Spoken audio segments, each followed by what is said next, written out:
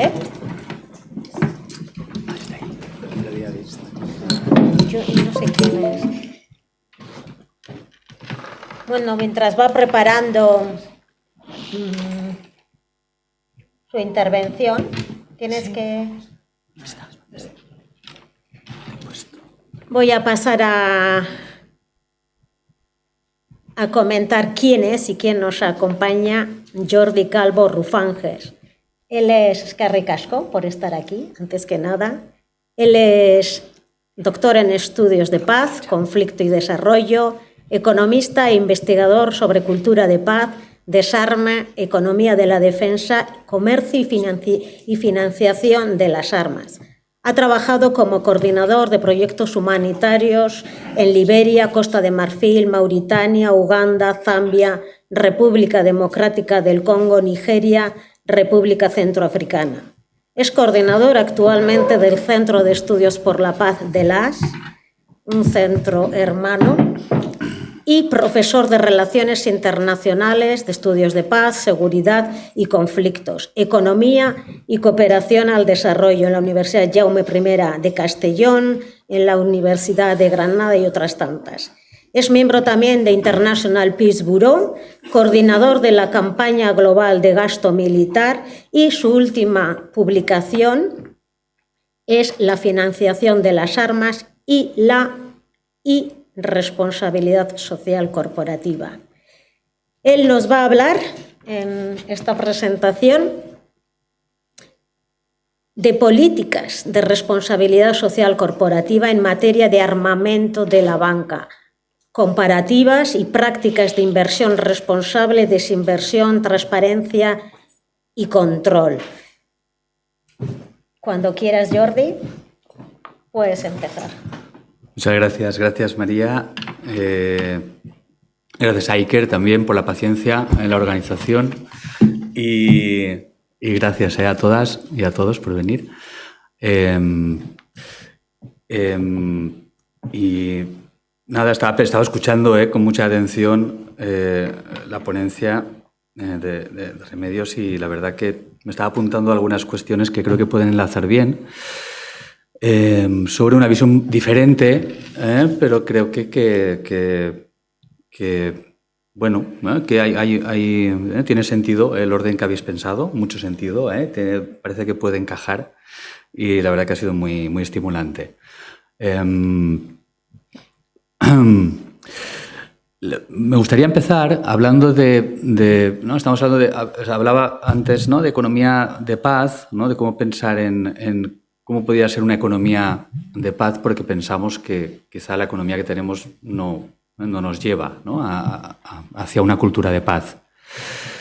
Yo soy economista bueno, economista, no soy economista, simplemente he estudiado eso, tampoco es nada más que eso, haber estudiado durante un tiempo estas cuestiones, pero recuerdo que dentro de las ciencias económicas pues hay una parte de la economía que se dedica a hablar de la economía. Hay una disciplina que es la economía de defensa. La economía de defensa, digamos que en castellano utilizaríamos este término, pero en inglés se utiliza incluso para todos quienes trabajan estas cuestiones. El nombre sería Defense Economics, pero también Peace Economics, que más o menos se refiere a lo mismo, como al menos en el ámbito académico.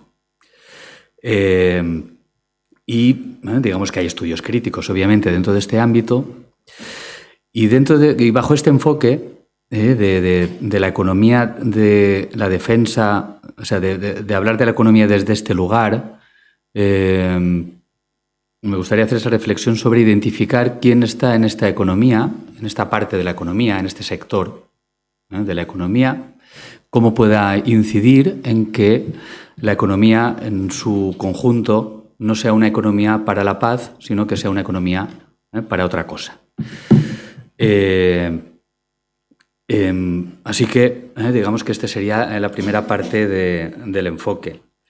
Este enfoque lo hemos basado siempre, al menos yo, en las explicaciones que nos daba una persona que queríamos mucho y que echamos mucho de menos, que es Arcadio Oliveres, que seguramente conoceréis, que nos introdujo en este análisis de la economía, ¿no?, desde un punto de vista pacifista, ¿no?, como muy posicionado por la paz. Él, como economista, también lo explicaba desde aquí y se centraba en la explicación de lo que llamaba el ciclo económico-militar o el ciclo armamentista, como esa parte de la economía y ese sector que, por esta inercia de ser un sector que tiene que producir y que tiene que tener beneficios, genera un mundo en el que nos preparamos, en vez de esta economía de llevarnos a la paz, parece que sea una economía más bien para la guerra.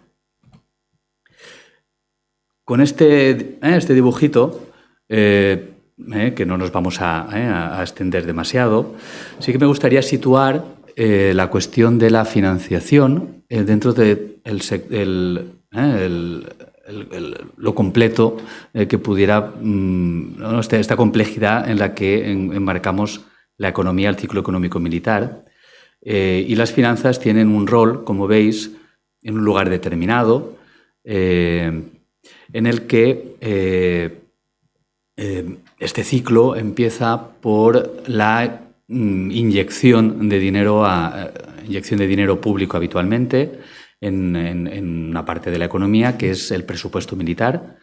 Digamos que el inicio lo situaríamos, aparte del inicio en amarillo, que sería la parte más cultural o de doctrina, en el gasto militar, la decisión política, y a partir de ahí estos recursos son los que van destinados a la producción de armamento, al sector económico empresarial que se dedica a ello, con varios elementos que tienen influencia en que exista, en que tenga este volumen o no, y en el que las finanzas públicas y privadas tienen un rol importante.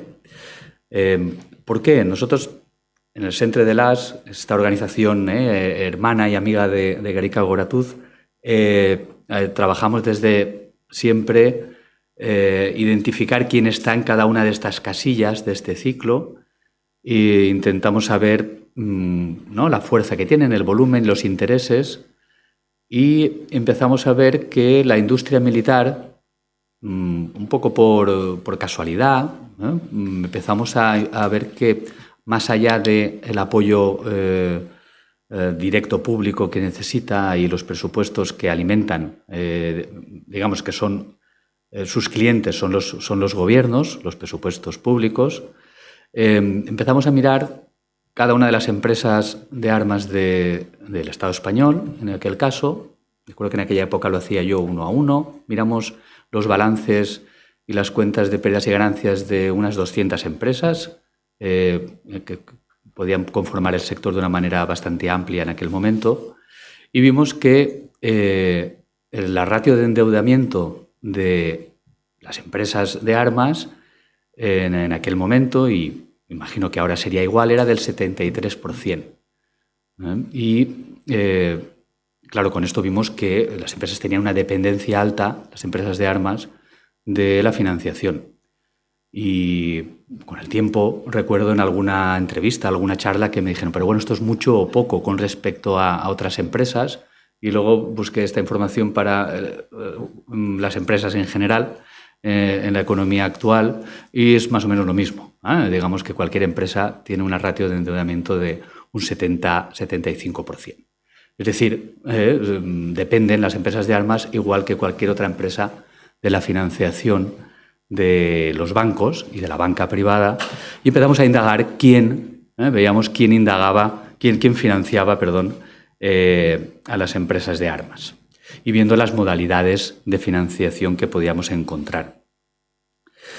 Con esto, luego pasaremos a los resultados que hemos ido obteniendo y a ver qué bancos tienen un rol mayor o menor con respecto a esta cuestión.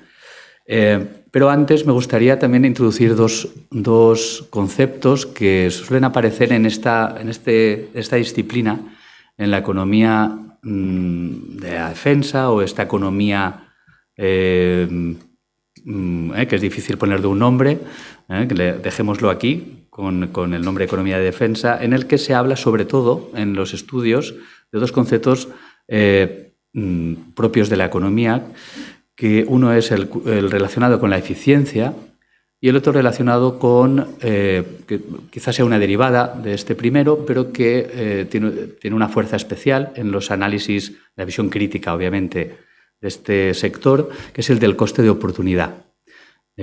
Si habéis estudiado economía, probablemente recordaréis que prácticamente la primera clase de economía es en la que se habla con el libro Economía de Paul Samuelson, en la que se habla de la elección con el presupuesto público entre cañones y mantequilla. Sale una gráfica en la que tienes que elegir entre una cosa y otra, porque no se puede tener las dos, porque los recursos, esto es para hablar de que la economía gestiona recursos escasos, recursos limitados, que no son ilimitados, y las decisiones políticas hacen que tengamos una cosa u otra. Entonces, el coste de oportunidad, que es un concepto básico de la economía, en la economía relacionada con la producción armamentística, ya que vemos que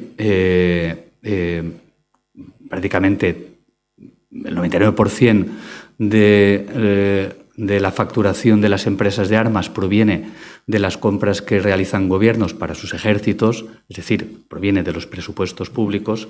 Estamos hablando de un coste de oportunidad que depende de la decisión política que se toma en cada momento por cada gobierno, relacionada con cuánto dinero ponen para comprar armamento o no. Pero luego está la cuestión de la eficiencia. En la economía de defensa o militar o de las empresas de armas, la eficiencia siempre está muy presente porque existe yo creo que no solo la sospecha, sino puede estar confirmado que es un sector muy ineficiente a nivel económico. Es un sector con un nivel muy bajo de productividad, ¿no? Es un sector que depende de las ayudas públicas, ¿no? Es un sector que consume muchos recursos públicos en aras de otras consideraciones que se consideran superiores. Es un sector que nos cuesta mucho. Es un sector ineficiente porque digamos que es muy dependiente de la voluntad política de cada momento, y porque parece que no tiene, por la experiencia y por la infinidad de casos que se han dado, digamos que no tiene límites a la hora de consumir recursos públicos para conseguir aquel objetivo que pretende. Hay muchos ejemplos que se han dado en Europa y en España y en Estados Unidos, y prácticamente en todos los países. Hay críticas extensas sobre esta cuestión, pero en el caso español, para que nos acordemos de esta cuestión, hay uno que es especialmente visual. No sé si recordáis el caso del submarino S-80. El gobierno español hace 20 años decidió que necesitaba cambiar los submarinos y necesitaba varios submarinos nuevos, ¿no?, de nueva construcción. En España los submarinos los fabrica una empresa que se llama Navantia, una empresa que es totalmente pública, la única empresa de armas que todavía es pública. Y este submarino, en su momento, se decidió que se fabricarían 4 y se presupuestaron en 2.132 millones de euros.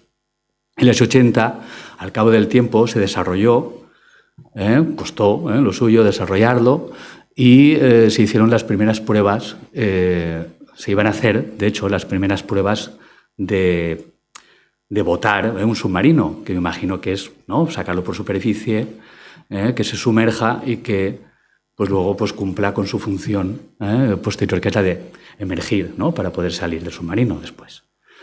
El submarino S-80, antes de hacer la prueba, habían hecho unos cálculos que dijeron: ojo, no hagamos la prueba porque en el momento en que se sumerja no va a poder salir a la superficie porque tenemos mal hechos los cálculos, ¿no? Alguien me vio que podía ser muy peligroso hacer este tipo de prueba, y el submarino S-80, de hecho, no flotaba. Era un submarino que solo podía sumergirse.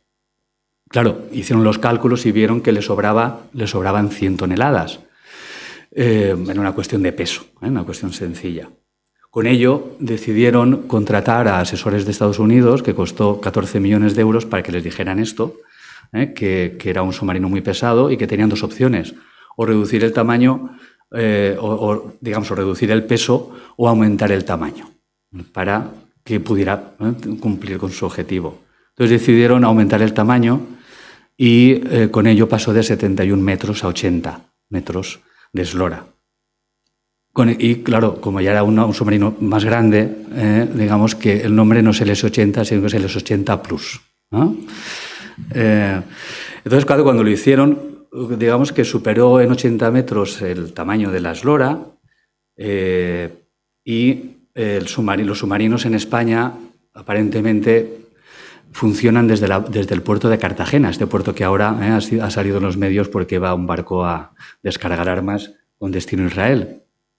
Y claro, en la base naval de Cartagena vieron que tenía una dimensión exactamente de 78 metros, porque estaba hecho para el S-80, no el S-80 Plus. Entonces decidieron que cambiaban toda la base naval para ampliarla y que pudiera caber el S-80 Plus. Es que con eso, al cabo de muchos años, el coste del S-80, que ahora se llama S-81, para recordarlo, costó, en vez de 2.000 millones, 3.900. Este quizás es un ejemplo un poco exagerado de lo que pueda ocurrir, pero yo creo que en casos de aeronaves militares, por ejemplo, ha ocurrido también que cuesta mucho fabricar las armas que se pretenden tener. Después también hay otra cuestión relacionada quizá con la eficiencia también, que es la del empleo, porque se utiliza que la economía de la defensa es una economía interesante. Las empresas de armas son empresas que generan una gran cantidad de empleo. Pero esto es falso. Digamos que se dice sin ningún número y sin ninguna comprobación de que es un sector que genera más empleo que cualquier otro. Simplemente es un mantra repetido sin base científica, y sí que hay dos estudios que han intentado comprobarlo. Hay un estudio de una universidad de Estados Unidos que se llama la Brown University, tiene un departamento que se llama The Costs of War, y en este departamento hacen estudios relacionados con esta cuestión. Tienen uno concreto en el que vieron cuánto empleo se generaba dedicando $1.000 millones de presupuesto militar, y cuándo se podía generar de empleo en otros sectores que no fuera el sector de la producción armamentista. Y vieron que la ratio que se generaba, el multiplicador que se generaba, para el empleo en sectores que no fueran el de defensa, en el de la transición energética se generaban 14 veces más empleos que en el de defensa, y en el de educación se generaban 12, y en el de sanidad se generaba entre 8 y 10. Es decir, estamos hablando de que no es obviamente el sector en el que más empleo se genera, sino al contrario. Cuesta mucho generar empleo, sale muy caro generar empleo en este sector económico.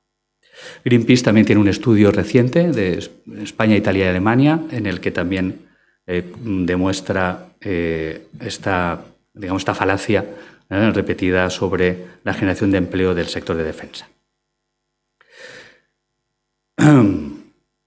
Así que, ¿por qué, no? ¿Por qué la economía del sector armamentista es tan relevante, ¿no? ¿Por qué va a más, ¿no? Quizás sea por esta inercia de la economía, ¿no? Por esta inercia belicista, que también forma parte de nuestra cultura. Y yo diría que también es por una inercia buscada, por una acción. Hay una acción proactiva por parte del sector, de este sector como cualquier otro sector, para conseguir sus objetivos. Yo recuerdo cuando estudiaba economía, yo de hecho es peor porque estudié economía de empresa. Recuerdo que casi cada día nos decían que nuestro objetivo era maximizar el beneficio económico. ¿no? Y para que no se nos olvidara, ¿no? De verdad, era el objetivo de cualquier empresa, ¿no? Entonces, una empresa tienes que maximizar, no tener beneficio, sino el máximo posible, ¿no? Esto es un poco el objetivo empresarial de la economía liberal, ¿no? Que nos enseñaban en la facultad. Claro, esto aplicado a las empresas de armas, alarma, porque si su objetivo es maximizar el beneficio, significa, ¿no?, que pues, lo que van a querer es pues la máxima producción. Pero sí que es verdad que nos decían que si éramos buenos economistas, no teníamos que maximizar el beneficio a corto plazo porque eso era especular, sino que tenemos que hacerlo a largo plazo, lo que nos alarma todavía más en el sector armamentista. Porque, claro, nos imaginamos, y me imagino que debe ser así, las empresas de armas se encargan de conseguir maximizar su beneficio económico en el largo plazo, tener mercado ahora y en el futuro, y para ello tienen que fabricar y vender sus armas, las armas que producen, y necesitan contextos en los que esto sea considerado necesario, ¿no?, o imprescindible.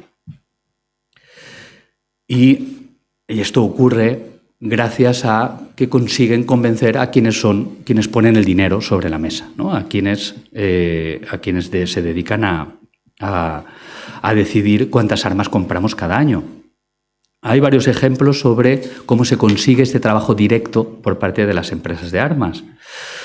Y bueno, hay el de las puertas giratorias tiene muchos casos y muchos ejemplos. Solo por nombrar un nombre que seguro que conocéis, uno de los casos de puertas giratorias más evidente que se ha dado en la historia no solo de España, sino del mundo, es el del ministro de Defensa, Pedro Morenés, que fue director justo antes de ser ministro de Defensa de la segunda empresa de misiles más importante del mundo, MBDA, y además era miembro del Consejo de Administración de varias empresas de armas de España, ¿no?, del Estado español. Pero las empresas de armas trabajan para conseguir generar su mercado de futuro, para conseguir sus ingresos en el futuro. Y en la Unión Europea esto ha ocurrido de una manera que creo que hay que mencionar.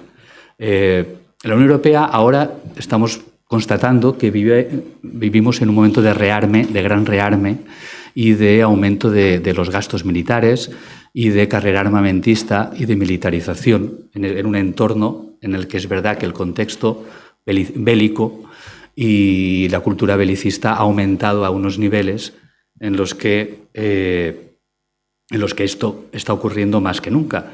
Pero digamos que esto no es una decisión de hace un año o de hace 2 años. Esto es una decisión que, si vemos cómo se ha tomado, proviene desde el año 2002. Se creó en la Unión Europea, la Comisión, un grupo de trabajo sobre defensa que decidió generar la Agencia Europea de Defensa y que dio pie a lo que se llamó un grupo de personalidades sobre investigación y seguridad, en el que había 25 personalidades que decidían sobre cómo debía ser la defensa de Europa, y de ellos 8 eran miembros de la industria de armas europea.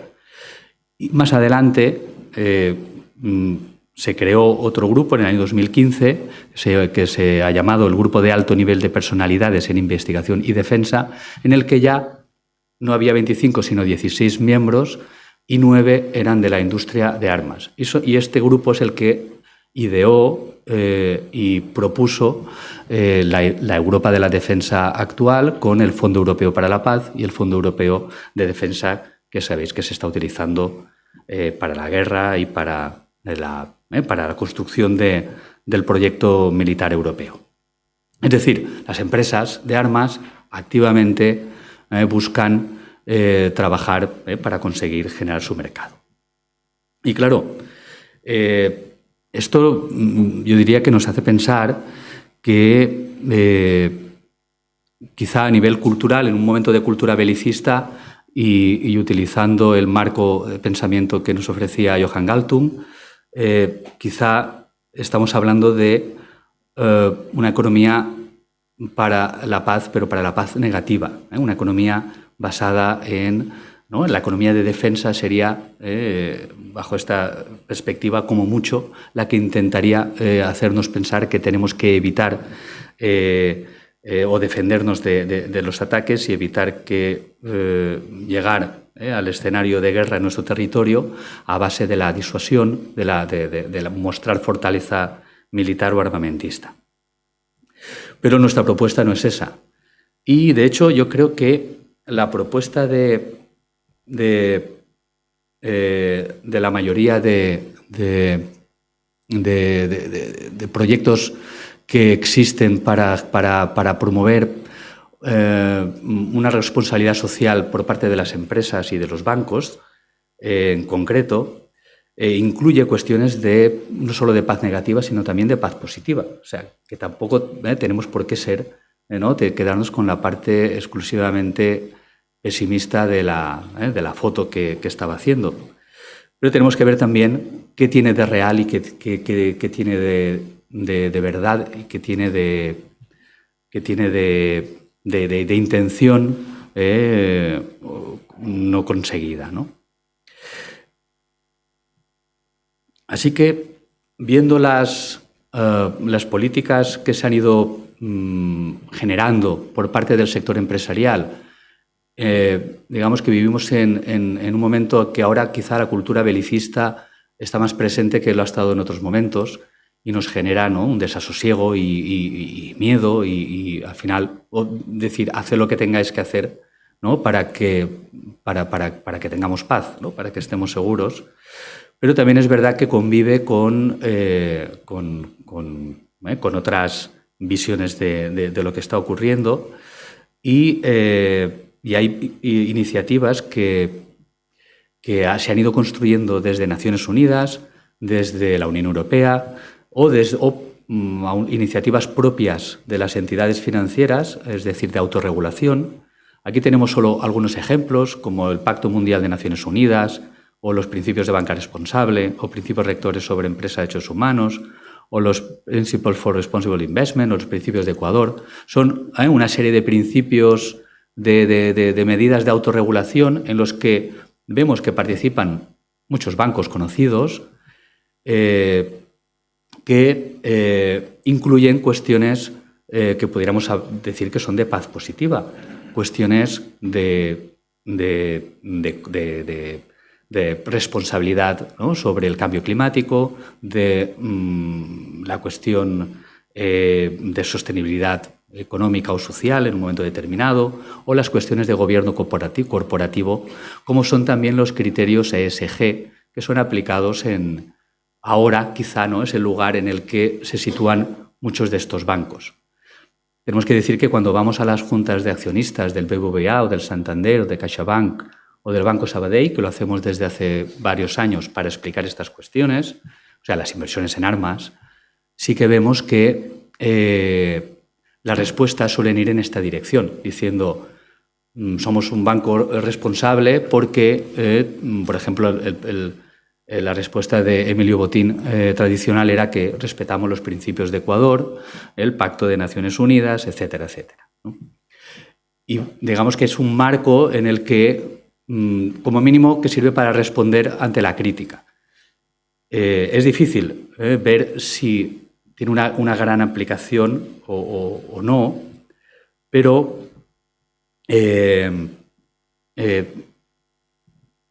lo que sí que, y antes de pasar a la siguiente diapositiva, el análisis final, lo que sí que hemos identificado es que, por ejemplo, si ahora sois, ¿no?, me imagino que es muy probable que seáis clientes de alguno de los bancos que sabéis que invierten en armas, meten en armamento, porque la mayoría de bancos que invierten en armas son los bancos conocidos, sobre todo el Banco Santander, el BBVA y CaixaBank y el Banco Sabadell, los más grandes, pero también ING, Mediolanum, Kutxabank, todos estos en un nivel más bajo, pero aparecen la gran mayoría de la banca que conocemos y es muy probable que tengamos, además de seamos clientes de la banca ética pura y dura, que nos explicará Jordi después, que tengamos alguna relación con un banco con armas. Pues ocurre que estos bancos también se adaptan, la economía de mercado se adapta fácilmente al mercado que existe. Y si fuerais mañana a preguntar a vuestro banco, dices al Santander, dices, oye, es que he visto que invertís en armas y estoy preocupada por la guerra en Europa, me gustaría no contribuir a este proceso de rearme y yo, la verdad, que me parece muy mal esto que hace el banco. Dirá, no te preocupes porque tenemos un producto para gente como tú ideal. Inversiones socialmente responsables que se han inventado los bancos que invierten en armas. También tienen, obviamente, inversiones socialmente responsables que son que es probable que sean éticas y que sean de economía social y de economía local. Pero claro, si con el 1% te dedicas a esto y el 99% a lo otro, pierde parte obviamente, de la credibilidad. Así que con esto nos pusimos a mirar, ahora recientemente, en un proyecto que teníamos en el País Valencià, las políticas de RSC al cabo del tiempo en cuestión de armamento con algunos de los principales bancos que invierten o que financian las empresas de armas de las que hablábamos antes.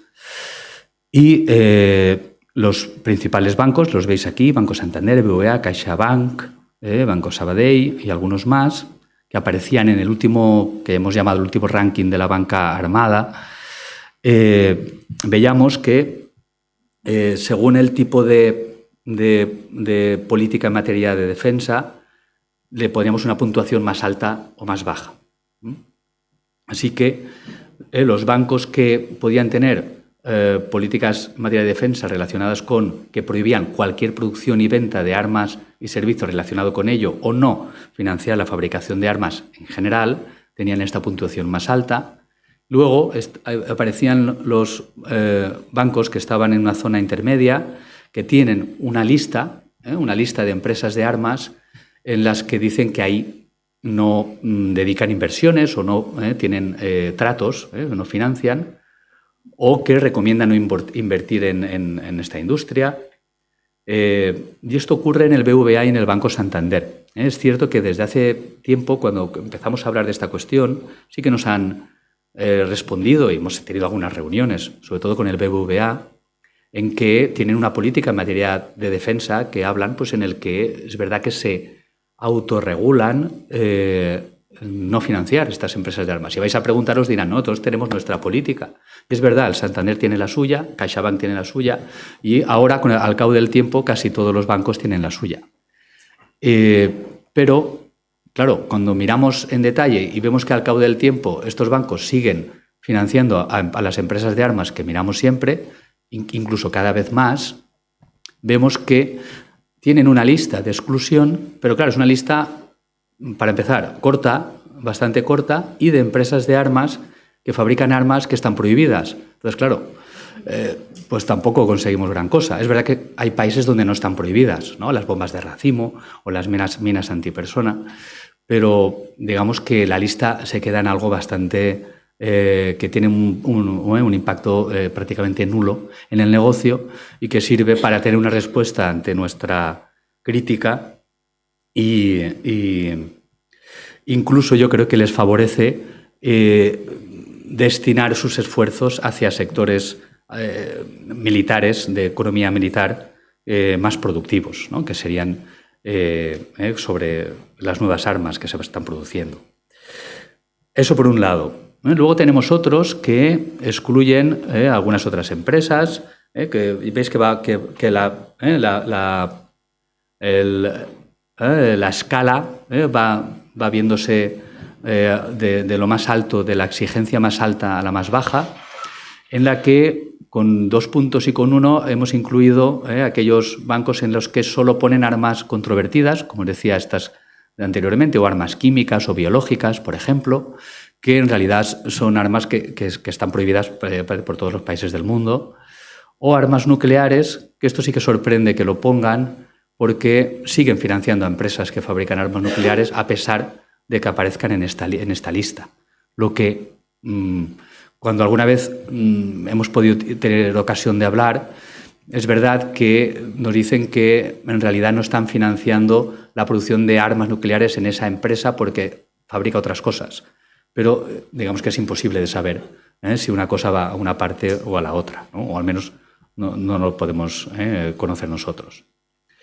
Y así vemos la lista de exigencia, de autoexigencia, que es muy variable, en la que los bancos más grandes tienen una lista enorme de, por ejemplo, empresas que venden armas a países o grupos sujetos a embargo de armas por parte de la ONU, la Unión Europea o Estados Unidos. Bueno, es obvio, ¿no? Digamos que las empresas que son clientes de los bancos de nuestro entorno son empresas occidentales que no venden armas a Corea del Norte o a depende qué grupos armados o países en los que no les afecta para nada a su negocio. Claro, con esto, ¿qué ocurre? Que nos queda esta clasificación de la banca, en el que llegamos a unas conclusiones en las que vemos que hay bancos muy diferentes que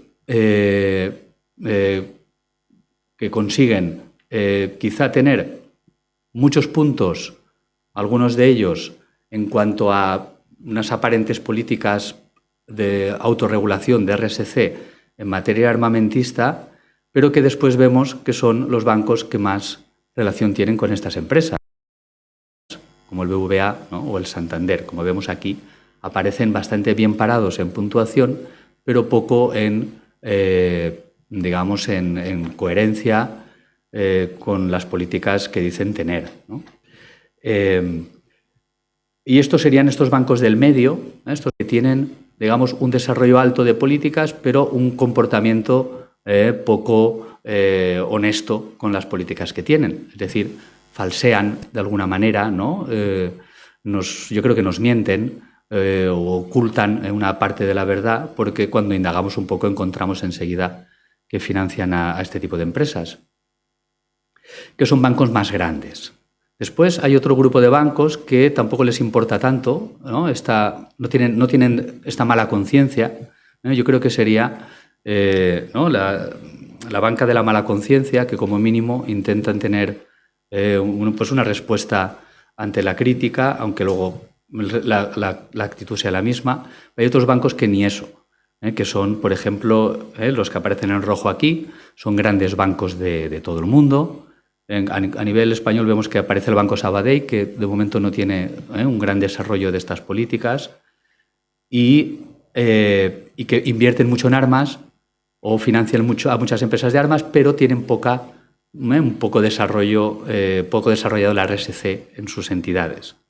Y después aparecen otros bancos o cajas más pequeñas que no tienen no tienen políticas al respecto, quizá por falta de conciencia, por falta de demanda social, porque ven que no es necesario, en el que curiosamente aparece, ¿no? Como ya que estamos aquí, Kutxabank, o aparecen entidades de Caja Rural, del grupo Caja Rural, que es verdad que encontramos, al menos nosotros, que tampoco tenemos acceso a toda la información, pero encontramos pocas inversiones o financiación de empresas de armas, pero tampoco le prestan demasiada atención a esta cuestión.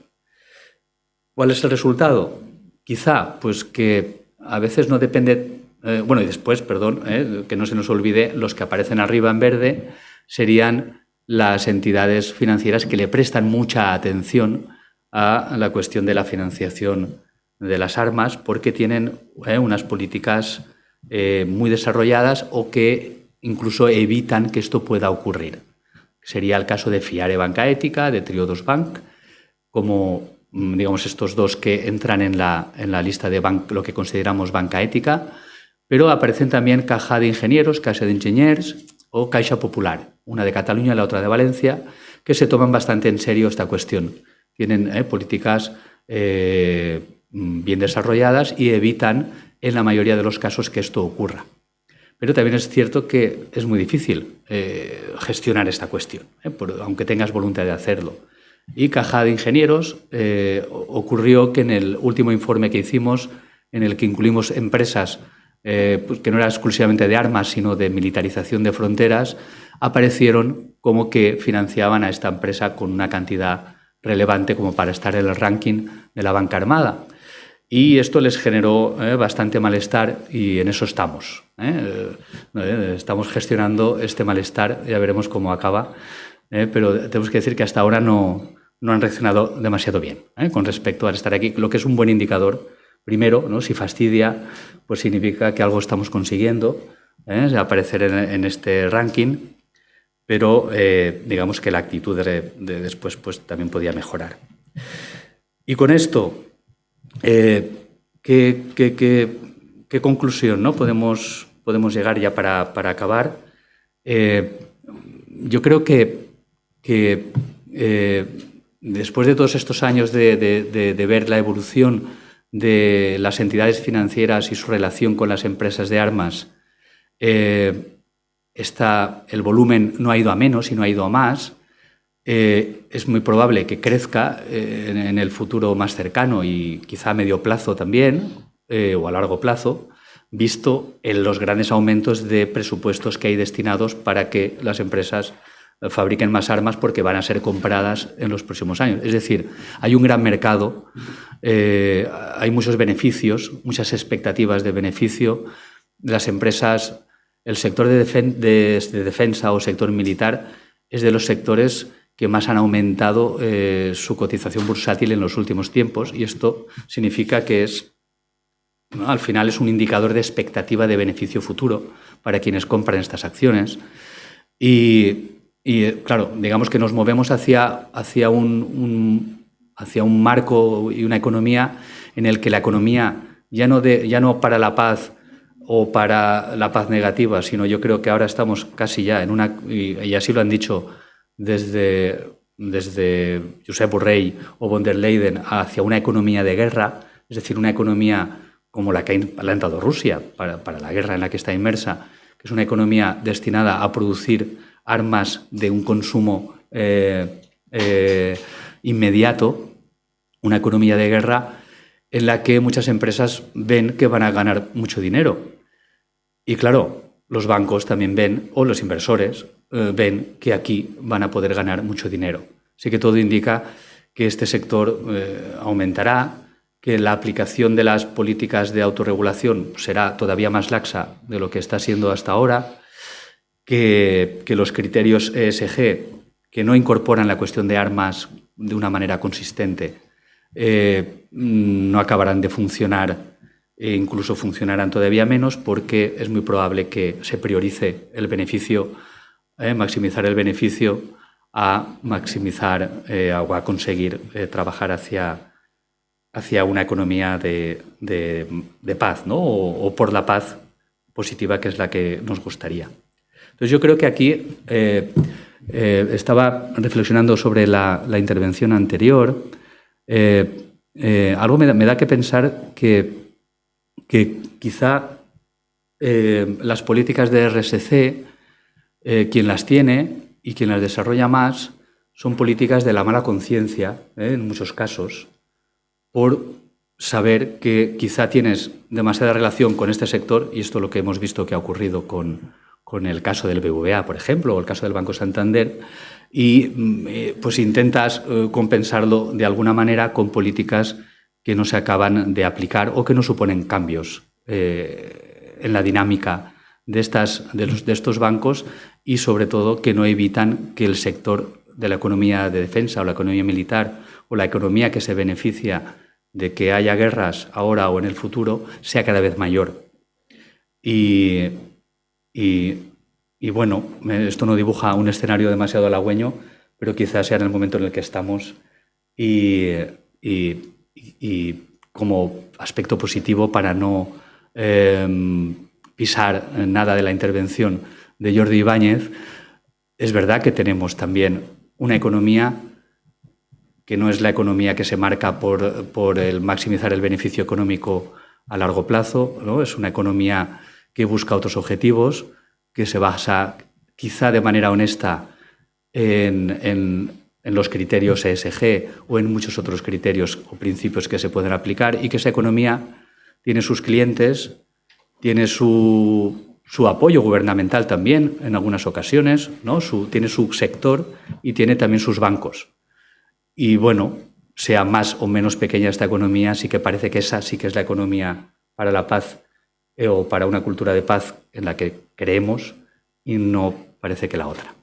Ya que lo dejo, gracias.